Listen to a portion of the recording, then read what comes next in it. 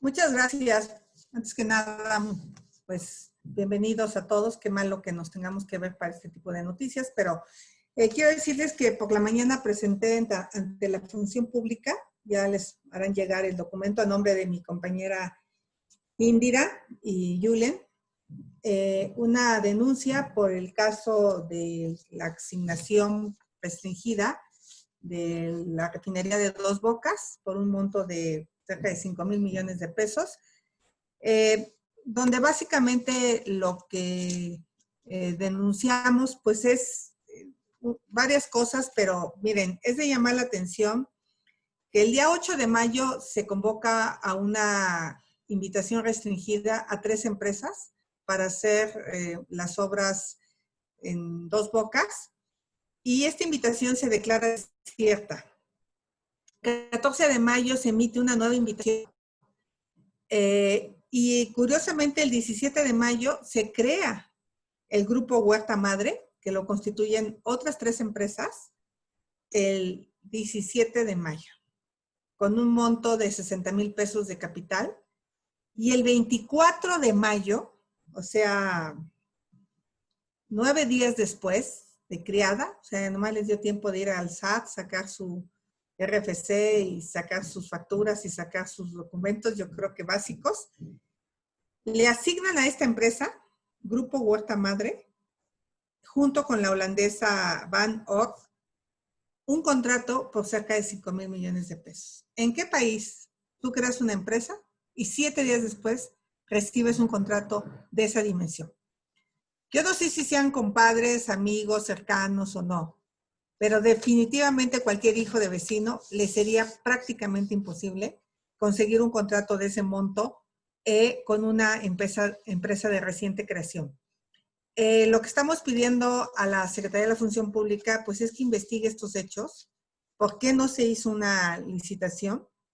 Que se investigue si estas empresas cumplían, porque ya aparentemente una de las empresas estaba siendo observada en la Secretaría de la Función Pública. O sea, hay mucha tela de dónde cortar. Y por otro lado, también que se investigue el caso de la empresa Bitkom, que es otra denuncia que su servidora ya había preparado y que simplemente no había podido presentar porque estaba cerrada la función pública. En este caso, la empresa se creó el 29 de agosto. Aquí sí son los sobrinos de Quintanilla los que están en el acta constitutiva.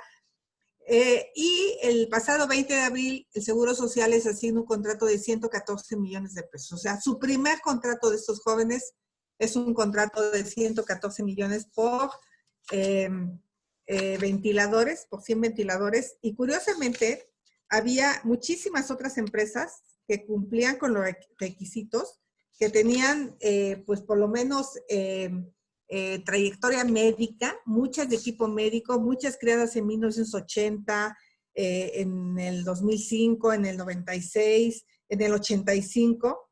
Por ejemplo, SEMSA se creó en el 85, es una empresa de fabricación de equipos y comercialización de equipo médico. Y bueno, curiosamente la empresa que ganó el concurso es Bitkom Energy. O sea, se ve que están listos para entrarle a los negocios relacionados con la energía. Y afortunadamente, como se detectó el contrato de los hijos de Manuel Bartlett, inmediatamente el Seguro Social canceló todos los contratos relacionados a este tipo de licitaciones. Entonces, bueno, son 2 denuncias presentadas en la función pública. Esperamos que la secretaria Irmeréndira Sandoval trabaje, investigue, porque definitivamente este contrato, más allá de cualquier posibilidad de amistad, es un contrato que a todas luces me parece absolutamente ilegal por el monto. Pues eso sería lo que yo tendría que decir. Quien tenga interés, le podemos hacer llegar copia integral de las 2 denuncias. Senadora, perdón, no lo comenté, las 2 denuncias ya las tiene toda la fuente, desde que nos hicieron favor de hacernoslas llegar, ya para poder avanzar esto. Senadora Indira Rosales tiene la palabra, por favor. Claro que sí, buenas tardes. Pues bueno, antes que nada saludo a mis compañeros, a la senadora Xóchitl Gálvez y al senador Julen Rementería, así como por supuesto a los medios de comunicación que esta tarde nos acompañan. Dando seguimiento a lo expuesto ya por mi compañera Xóchitl respecto a la denuncia que esta mañana se interpuso, quisiera agregar algunos elementos que definitivamente creo que deben de ser tomados en consideración para el caso. Efectivamente, el Grupo Huerta Madre es un consorcio de muy reciente creación previa a que les haya sido dado el fallo favorable por parte de la Secretaría de Energía. Y una de las empresas que componen este consorcio se encuentra Construcciones y Reparaciones del Sur, SADCB, cuyo representante legal es Juan Carlos Fong. Y esta persona ha sido ya, señalada por varios artículos periodísticos, por algunos empresarios, como amigo cercano del esposo de Rocío Nale, José Luis Peña. Y en 2005, esta empresa no es de reciente creación, como el consorcio Huerta Madre. Esta empresa, Construcciones y Reparaciones del Sur, en 2005 la empresa fue contratada junto con otras para realizar tareas de reparación de un oleoducto en el municipio de Nanchital, Veracruz, así como tareas de limpieza de la zona. Posteriormente, en el año 2009, se señaló un presunto fraude realizado por estas empresas, donde Construcciones y Reparaciones del Sur cobró 259.519.000 pesos, cuando únicamente le correspondía cobrar 23.999.000 pesos. Por ello, en el año 2009, la empresa fue inhabilitada por la propia Secretaría de la Función Pública por inflar los costos de operación. Y bueno, posteriormente, esta misma empresa fue multada con una multa de 451.000 pesos al respecto. Y esto se encuentra publicado en el Diario Oficial de la Federación, con fecha 4 de enero del año 2010, en el cual se mencionaba que, bueno, se encontraba abstenerse de aceptar propuestas por parte de esta empresa. Y bueno, a pesar de que definitivamente haya pasado el tiempo de esta inhabilitación, definitivamente el ser considerada al momento de darle un fallo favorable de una de las obras más emblemáticas de esta administración, como lo es la construcción de la refinería Dos Bocas, definitivamente es un tema que debiera de ser considerado para dentro de esta investigación. Otro vínculo que también menciona independientemente de la probable relación que pudiera existir directamente de Juan Carlos Fong, también ya acreditó el propio periódico Reforma, lo menciona hoy en la mañana, la relación que existe entre Juan Carlos Fong y Arturo Quintanilla, donde desde el año 2015 se giró una orden de aprehensión en contra de más de 150 personas que presuntamente habían incurrido en delitos de despojo respecto a un predio que los dos compraron juntos en el Trópico de la Ribera en Coatzacoalcos. Entonces, ya desde ahí se acredita la relación que existe entre ellos dos. Y bueno, aunque con anterioridad también ya había salido la propia relación de la secretaria con Quintanilla al respecto de lo que mencionaba ya mi compañera Xóchitl, de esta adjudicación de ventiladores del IMSS, algo muy parecido sucedió en el caso del relleno sanitario de Coatzacoalcos respecto a un terreno que tienen los hermanos Quintanilla en Chinameca y que pretendió ser utilizado como relleno sanitario. Este también correspondía por el tamaño de la obra, debió de haber sido una licitación pública incluso internacional.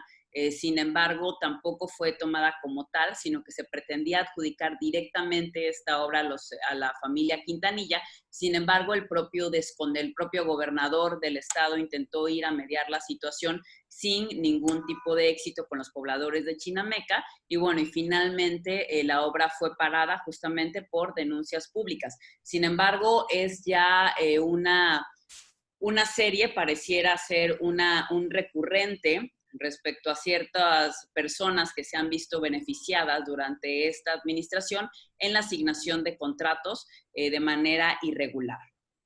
Es cuanto. Senadora, muchas gracias. Senador Julen Rementería, por favor. Muchas gracias, Sergio. Un saludo a Xóchitl, a Indira, a los medios de comunicación, a todos los que nos escuchen por ahí.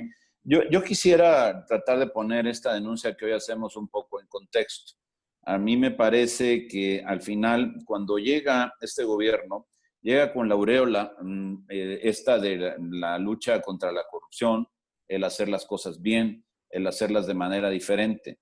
Y con el paso de los días, de las semanas, ya de los meses, y ya vamos para el segundo año, nos vamos dando cuenta que solo era discurso, que las cosas no se están haciendo bien, que por supuesto tampoco se hacen de manera limpia ni transparente.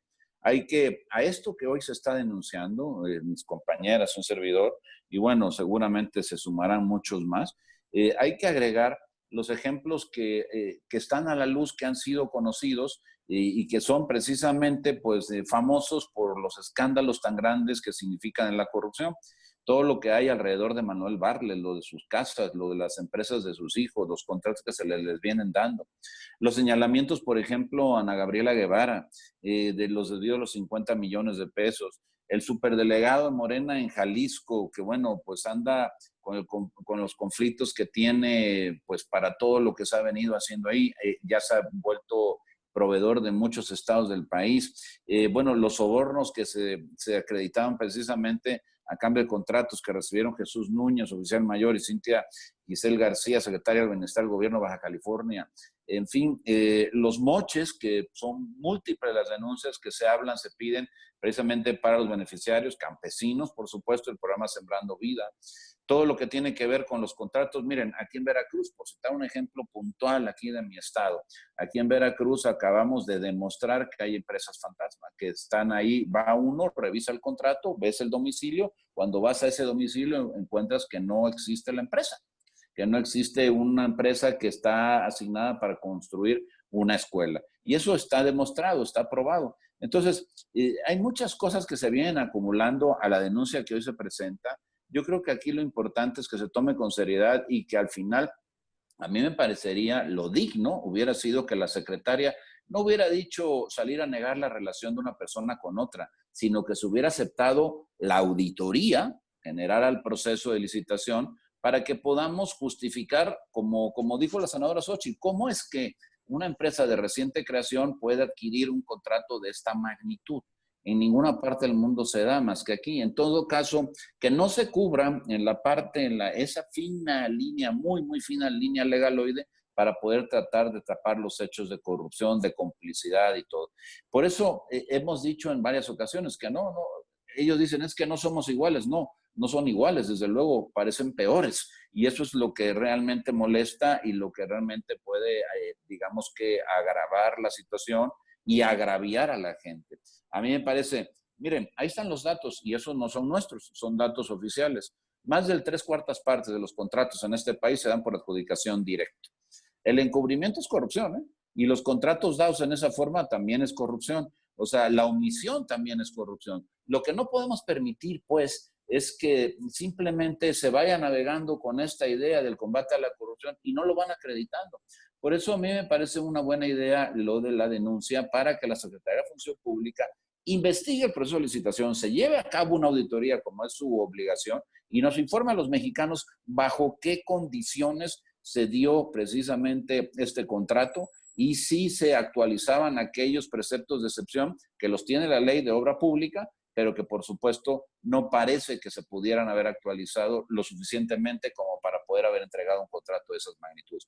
Por eso sostenemos que, a ver, el gobierno de México en este momento puede hablar de muchas cosas, pero el combate a la corrupción no es cierto. Y ahí están, la prueba son precisamente las encuestas que están demostrando que la corrupción creció. Ahí están los datos también que se están dando precisamente, bueno, pues de lo que el INEGI establece de cómo creció, que pasó de 25.541 actos de 2018 a 30.546 de 2019. Solamente en un año tenemos ese diferencial tan grande. Así que hay datos firmes, datos sólidos, que pueden asegurar que el combate a la corrupción es solamente un mero discurso. Y eso hay que combatirlo y hay que acabarlo. Y este caso, el de pues esta construcción de esta obra, de este contrato, es una muestra clara, un ejemplo omnimoso de lo que no debía de ocurrir en nuestro país. Muchas gracias. Muchas gracias, senador. Empezaríamos con las preguntas y respuestas, si les parece bien. Gracias, se une a nosotros la senadora Marta Márquez. Bienvenida. Gerardo Segura, tienes la palabra. ¿Nos escuchas? Sí, muy buenos días. ¿Sí me escuchan? Sí. Sí, yo quisiera hacer primero un par de preguntas y después una más, si ustedes me lo permiten ya, pues al final, si ustedes gustan. Primero que nada, muy buenos días y buenas tardes. En relación a este tema, entonces, ¿a quién debemos culpar o a quién apuntan directamente? ¿A Rocío Nale? ¿A la secretaria? ¿Está la mano de Rocío Nale detrás de todos estos presuntos actos de corrupción? Y con esto, como decía el senador Julián Rementería, con esto se acaba el postulado de López Obrador de que es el sexenio contra la corrupción, y ya es hora de que López Obrador reconozca públicamente de que hay estos actos de corrupción y recomponga el camino, porque pues es increíble, todas las mañanas se la pasa hablando de que es el sexenio del combate a la corrupción y lo que vemos es totalmente lo contrario. Esto por una parte, si ustedes me lo permiten, en relación a las caravanas que se registraron este sábado de personas inconformes, dice el presidente López Obrador que no hay que comer ansias. ¿Qué opinan de esto en relación a estas caravanas? Y bueno, ¿creen ustedes que esto represente la promoción de alguien o de algún golpismo democrático que solo inyectan rencor y odio de la ciudadanía, como lo dice Ricardo Monreal? ¿Creen que porque se gobierne con legitimidad democrática, la ciudadanía deba tolerar que haya desastre económico en el país, desempleo, hambre, y se tenga que quedar callada la ciudadanía? Muchísimas gracias. Senadora Gálvez, por favor. Pues mira, muy concreto te voy a decir, yo me le he pasado haciendo denuncias y esperemos que ya la función pública primero diga qué va a pasar con los temas de Manuel Bartlett. Sigue pendiente la investigación de su evolución patrimonial, de sus más de 20 casas, de sus más de 10 empresas. Eso está pendiente. No ha habido una respuesta de la función pública.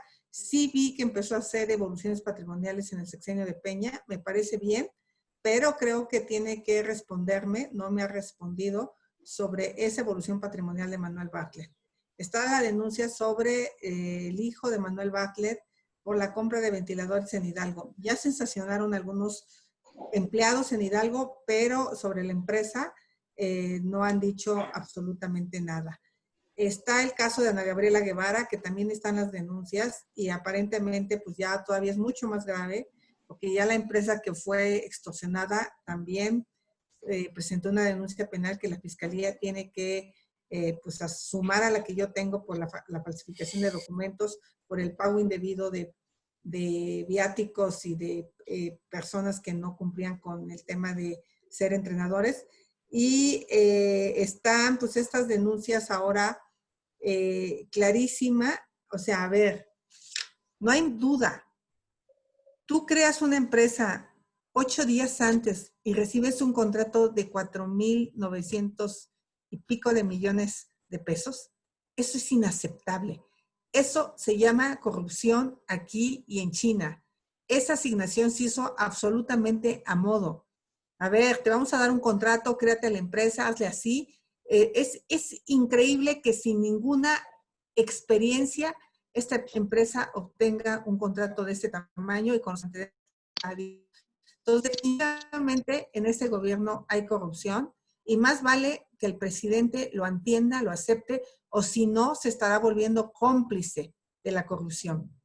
Él ha dicho que en reiteradas ocasiones que ha habido corrupción en el caso de las energías limpias, pero no se ha atrevido a presentar una sola denuncia. Entonces, usa el discurso de los corruptos del pasado, pero no los castiga, y los corruptos del presente tampoco los castiga. Entonces, sí me parece que llegamos ya al límite.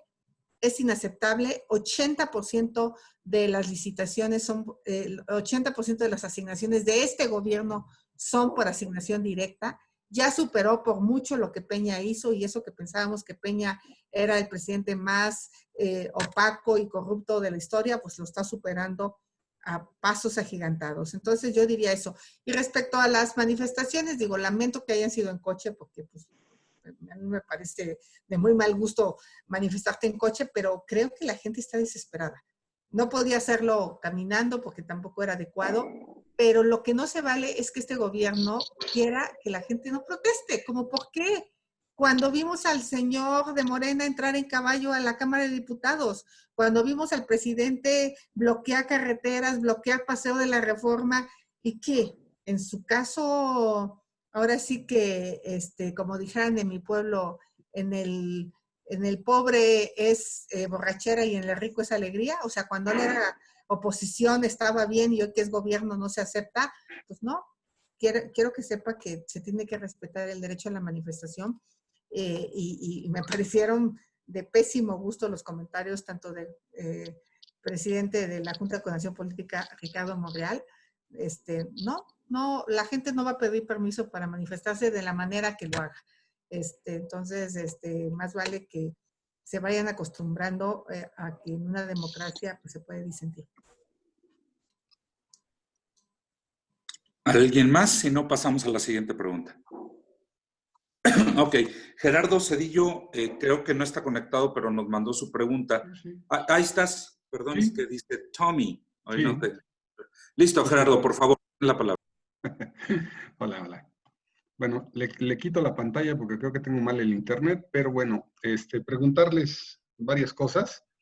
Sobre el tema precisamente que abordan de Rocío Nale, hoy la secretaria de la Función Pública anunció una serie de cambios en su estructura, nombran a un nuevo subsecretario, a gente de los órganos internos de control, en fin, parece que hay una reestructuración al interior de la Secretaría de la Función Pública y coincide precisamente pues con todos estos escándalos de corrupción. Yo no sé si esto lo vean ustedes como, digamos, un reacomodo ahí al interior para ver cómo siguen encubriendo, cómo siguen tapando pues los actos incorrectos.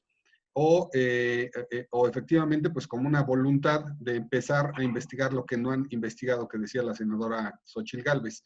Esa sería mi primera pregunta con respecto a estos temas. Y la otra, hoy Ricardo Monreal habla de la posibilidad de un periodo extraordinario en la tercera semana. Hay las posibilidades, ustedes incluso, bueno, pues molestos con el tema de la senadora Reynoso, pues habían dicho ya que digamos, había una especie como de ruptura. Él dice que no es cierto, que no hay ruptura con la oposición. Y finalmente, sobre el tema de las giras del presidente, pues que me den una opinión precisamente con respecto a esto. Él insiste en que, bueno, pues a pesar del semáforo rojo, él tiene que andar de gira itinerante para, pues para infundir, digamos, un poco de aliento y ánimo entre los mexicanos. ¿Qué opinión tiene? Gracias. Senador Julián Rementería pidió la palabra, por favor. Yo quisiera comentarte que lo que se tiene hoy a la vista es el crecimiento de un 20% prácticamente de los actos de corrupción en el 2019 respecto a lo que pasó en 2018. Y son datos del INEGI, no son datos de un servidor o del PAN o de ningún grupo antagónico al gobierno. Es el Instituto Nacional.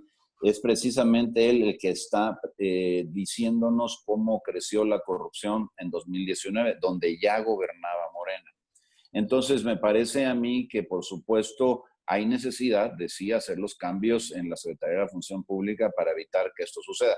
Si estos cambios atienden a esta genuina necesidad o no, eso lo vamos a ver en el tiempo. Ojalá sí sea por el bien de los mexicanos, pero evidentemente la Función Pública tiene mucho que hacer, tiene que detener todos estos actos de corrupción, que ya son muchos. A mí me parece que el presidente puede hablar de muchas cosas también, tal vez pueda hablar de algún logro, pero no puede hablar en ningún caso realmente, cuando si atiende a la verdad, diciendo que este gobierno es menos corrupto que los anteriores, porque los hechos demuestran exactamente lo contrario.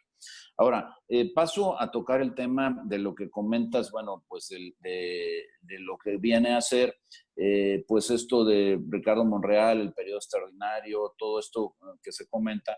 A mí me parece que habría muchos temas que se podrían llevar a cabo, que merecen la atención del Senado, empezando por aquellos que podríamos resolver si la Comisión Permanente del Senado, que por cierto somos menos de 50, somos solo 37, pudiéramos hacer. Han sido ya varias semanas las que la oposición, el bloque completo, ha estado insistiendo precisamente a la Junta de Coordinación Política, a la propia presidenta de la mesa, a la mesa como órgano, el que se determine ya la necesidad de sesionar de manera presencial. Hay muchas cosas que se tienen que resolver y no se pueden resolver si no se tocan, si no se ven ahí. Yo no me imagino cómo no quieren que haya una sesión de la Comisión Permanente porque según esto hay riesgo, donde somos 37 y están pensando en convocar a un periodo extraordinario donde vamos a hacer 128 en uno y 500 en el otro, en la otra cámara. Es un sinsentido, es una locura. Entonces, esto se explica que solamente pues aplican las normas de seguridad, según ellos, cuando les conviene, ¿no? Y respecto a la tercera parte de tu cuestionamiento, ¿qué pensamos de las giras de Andrés Manuel López Obrador? A mí me parece que son verdaderamente actos de absoluta irresponsabilidad, porque más allá de que cumpla y que vayan menos de 50 y que le den un numerito, como sabemos, a cada periodista que lo acompañó y que no sea más, que estén numeradas las gentes y que cumplan. Lo importante es el mensaje. Cuando el país está pintado de rojo, cuando se dice que menos Zacatecas, todos los estados del país están en estado de máxima emergencia o de máxima alerta, pues el presidente anda paseando por el país. Entonces, no es un tema si pasea él y 2 personas o si cumple con la norma de menos de 50. Aquí lo que vale es el mensaje que manda. ¿Han recogido ustedes, los medios de comunicación, expresiones de personas que dicen no creer en el COVID-19, que es un invento del gobierno? Pues imagínate la señal que se puede mandar si de repente el presidente anda, a mi juicio irresponsablemente, solo por dar inicio a una obra que al final de cuentas, pues muy cuestionable está su beneficio, pero como si no pudiera haber, es una obra que va a tardar años, y no estoy hablando de 1 o 2, a lo mejor de 4 o de 5 o quizá más allá de su sexenio. No podría haber esperado a lo mejor al mes de agosto o al septiembre para poder ir dar el banderazo. Pues claro que sí. Lo que sucede es que los mensajes que quiere dar son otros. Registra una caída muy importante en su popularidad porque no han hecho bien las cosas. No es porque nadie le esté tratando de hacer un estado golpista ni alguien quiera que le vaya mal al presidente, sino simplemente porque no ha cumplido a cabalidad con lo que sería la responsabilidad que tiene de gobernar y gobernar bien. Y eso es lo que está sucediendo. En resumen, me parece que es un acto verdaderamente irresponsable del presidente, andar en campaña, andar dando vueltas por todo el país. Se va a echar una gira toda la semana, de estado en el sureste. Va a acabar aquí en el estado, nosotros en Veracruz, precisamente ahí en el sur, en la parte de Minatitlán, en Sayula de Alemán, solamente para pues, poder satisfacer tal vez su ego, tal vez sus ganas de estar fuera, tal vez esto que le repele estar en el escritorio y resolver cosas, pero al final de cuentas me parece que no sería nada productivo para el país y sí un muy mal mensaje. Así que yo creo que se debería dedicar a cosas que le procuren mejores mensajes al país y que por supuesto también le den mejores resultados a toda la nación. Gracias. Fernando Mayolo nos dejó su pregunta, no se pudo conectar, para la senadora Xóchitl Gálvez. Le pregunta a Fernando Mayolo, senadora, si usted cree que cualquier hijo de vecino, literal, entrecomillado, puede obtener un contrato como el que obtuvo Huerta Madre en 5 días, en 5 días de haberse formado. Pues solo un amigo de Nale, ¿no? O compadre o cercano a Nale. O sea, acuérdense que Nale es la responsable de este proyecto por parte del presidente. Es imposible. Es el tema que a mí más me importa que investigue la función pública, porque ya se había dado un fallo anterior. O sea, el fallo original fue el 8 de mayo, con empresas totalmente diferentes. Y de repente, pues dijeron, ¿por qué vamos a soltar el negocio si lo podemos dejar entre los amigos? Entonces, el 14 de mayo vuelven a emitir una convocatoria.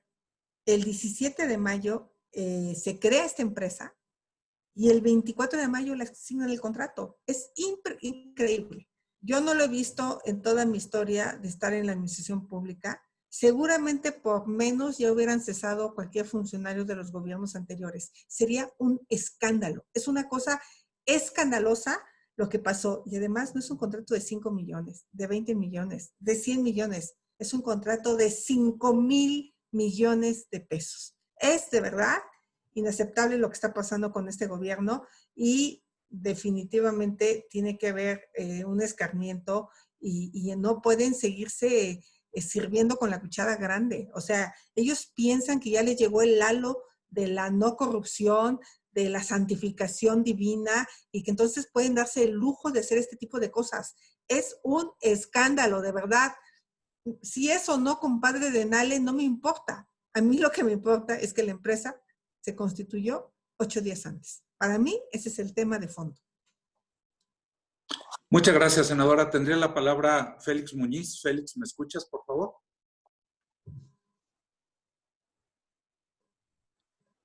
Félix, ¿nos escuchas? Sí, los escucho. ¿Ustedes me escuchan? Sí, te escuchamos. Adelante. Correcto. Muy buenas tardes, senadores. Bueno, Primero, preguntarles respecto a la pandemia, para quien me quiera contestar. ¿Ustedes lo considerarían ya un problema de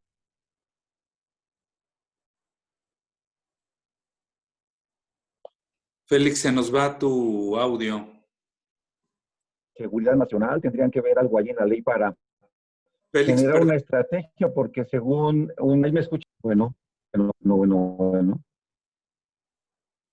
No, se nos fue tu pregunta, Félix. ¿Ahí me escuchas? No, ¿Tienes ¿verdad? imagen? No, no tienes Sí, imagen. sí hay imagen, sí. ¿Nos ayudas a quitar la Ya. imagen para que el audio pueda mejorar? No la tengo. Si la manda por escrito, Félix. Y si me la mandas, Félix, y yo ahorita la fraseo.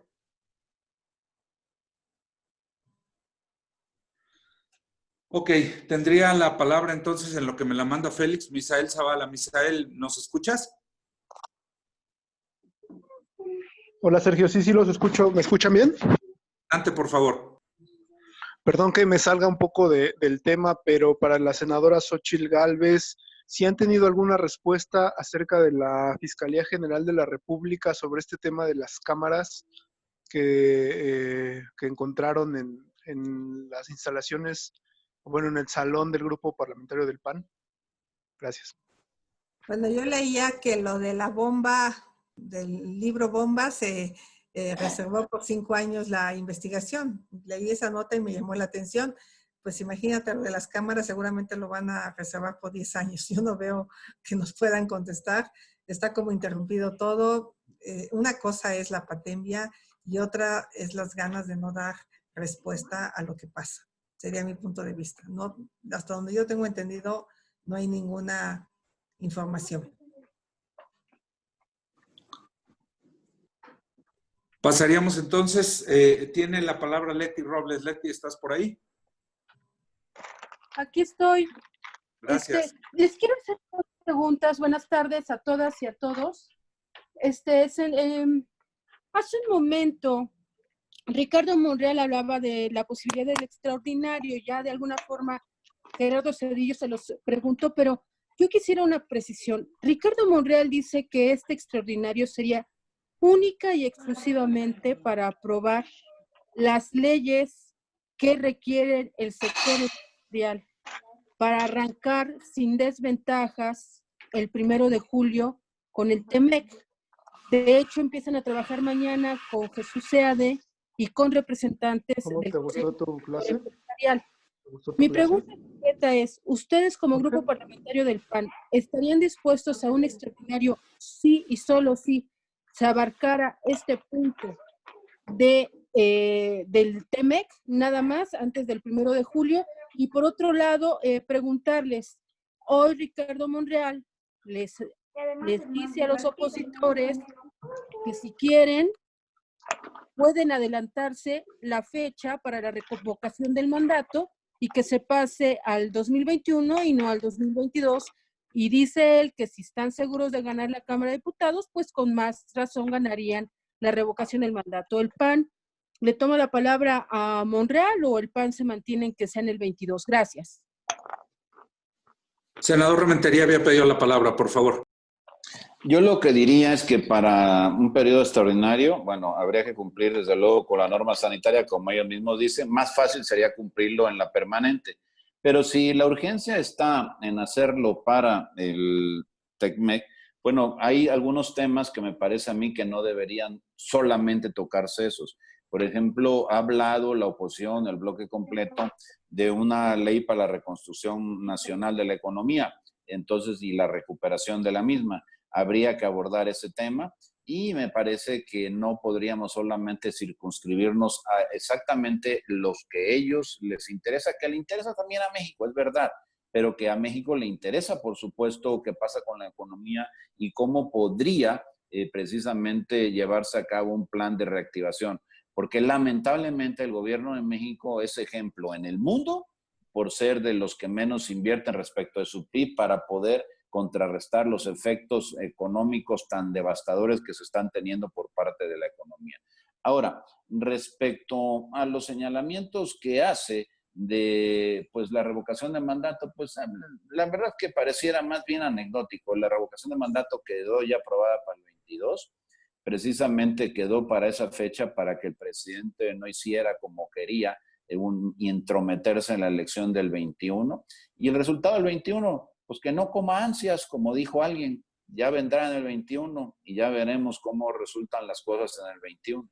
Lo que hay que es esperar a que las cosas se vayan dando. Ojalá se dieran bien para México. Lamentablemente este gobierno pareciera que cada mañana se esfuerza más en mejorar lo mal que hizo el día anterior, o hacerlo peor, mejor dicho.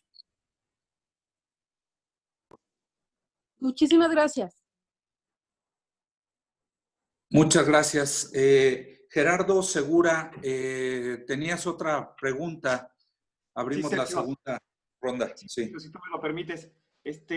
Pues nuevamente, ya hablábamos de que lo que pasa en México ante el número de muertes que se está registrando, pues es de terror, es de horror.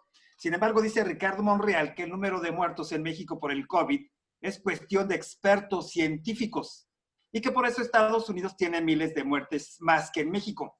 ¿Esto es así de simple? Porque en todo caso, habrá que preguntar a los expertos científicos por qué China, con una población 11 veces mayor que la de México, tiene menos de 3,000 muertos, o por qué Uruguay tiene tan solo 22 muertos, Nueva Zelanda 9, o qué acaso la ciencia y los expertos científicos son despiadados con México, o más despiadada la ciencia con México que con otros países, o es porque hay errores graves al hacer frente a la pandemia y no se quiere reconocer.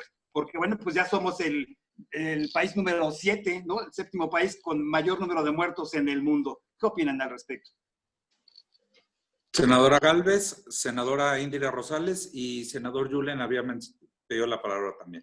¿No? Ok, senadora Gálvez, senadora Indira. Pero muy concreto, Gerardo. El tema es, debimos haber actuado a tiempo y no lo hicimos. Si en el mes de marzo cerramos el país con un apoyo hacia las personas que son informales, a las que no tienen empleo, con un apoyo a las empresas para que puedan pagar salarios, renta, y lo cerramos 10 semanas, pudimos haber contenido la pandemia, pero no se cerró. Se apostó a la buena voluntad, a quien quisiera, a quien pudiera, porque no hubo apoyos económicos de parte del gobierno. ¿Con qué autoridad moral el gobierno le decía a la gente quédate en tu casa si la gente no tenía para comer? Entonces, no se hizo. Lo que es claro es que el gobierno ya apostó por el contagio masivo. No lo quiere tan masivo. Entonces va a ser una pandemia muy prolongada. Todo indica que nos vamos a ir varios meses con estos contagios y todo indica que los muertos se van a contar por miles, pero fue una decisión del gobierno.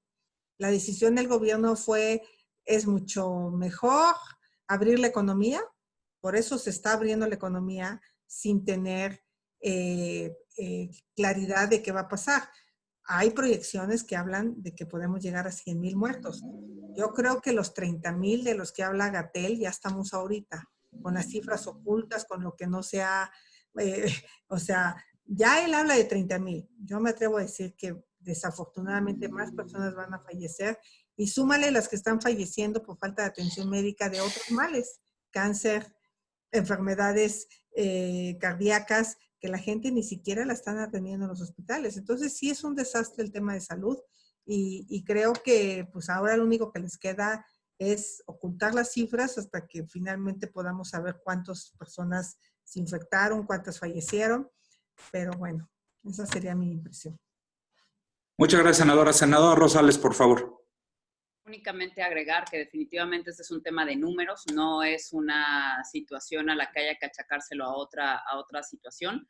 Simplemente los números están ahí, los números que tenemos hasta este momento y que ni siquiera sabemos que son los reales, los verídicos, puesto que no existe un verdadero conteo oficial, puesto que pareciera que lo que ocurre está ocurriendo en lo que se está registrando, las actas de defunciones en los registros civiles de cada uno de los municipios, ni siquiera concuerda con las cifras oficiales. Definitivamente es una irresponsabilidad el salir y decir que esta es una pandemia controlada. Definitivamente, si algo no se encuentra controlado en México es el coronavirus, independientemente de que haya algunos municipios de la esperanza. Esto no significa que haya habido una verdadera manera de contener la emergencia sanitaria y muchísimo menos económica. Es muy importante la falta de acciones en materia económica que ha tenido esta administración.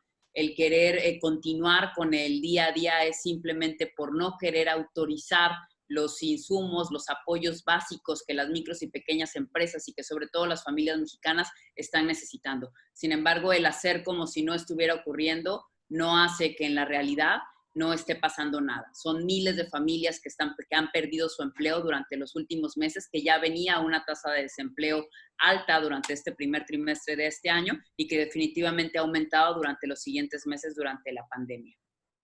Gracias.